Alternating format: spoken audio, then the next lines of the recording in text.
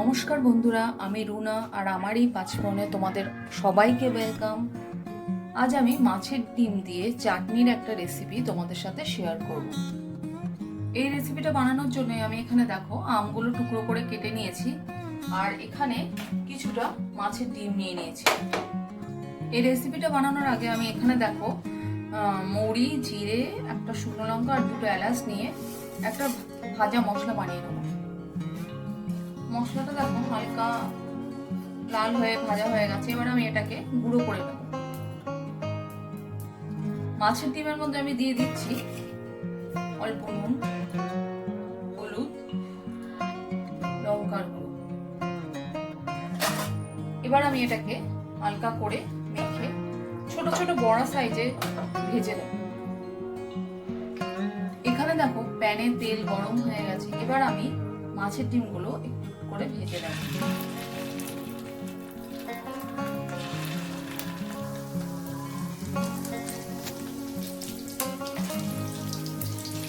দেখো বন্ধুরা, আমার বড়া ভাজা হয়ে গেছে। এখানে আমি প্যানের মধ্যে আবার তেল নিয়ে নিয়েছি। এর মধ্যে দিয়ে দিয়েছি অল্প সর্ষে আর একটা শুকনো লঙ্কা। এর মধ্যে দিয়ে দেবো কাটা আমগুলো। এর মধ্যে দিয়ে দিলাম নুন, হলুদ গুঁড়ো,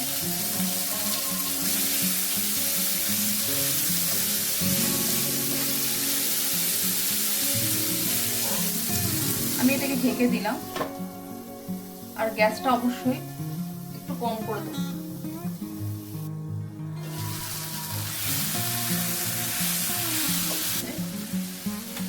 এখানে আমি অল্প তেঁতুল গুলে সেই জলটা রেখেছিলাম, সেটা আমি এর মধ্যে দিয়ে দেবো।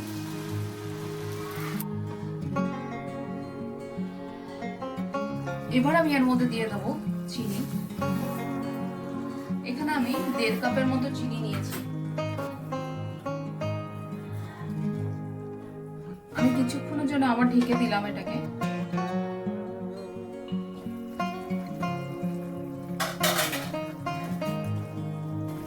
এদিকে দেখো আমি বড়াগুলো ছোট ছোট হাত দিয়ে টুকরো করে নিয়েছি। এটা এর মধ্যে আমি দিয়ে দেবো।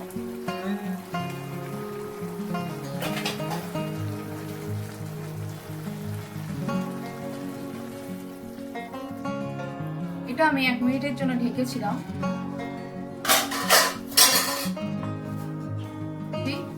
ভাজা মশলাটা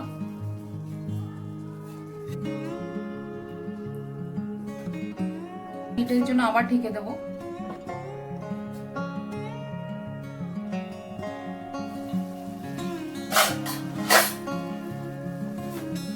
দেখো বন্ধুরা, আমার চাটনি একদম রেডি। বন্ধুরা, এই রেসিপিটা অন্তত একবার ট্রাই করবে আর যদি ভালো লাগে অবশ্যই সাবস্ক্রাইব করবে।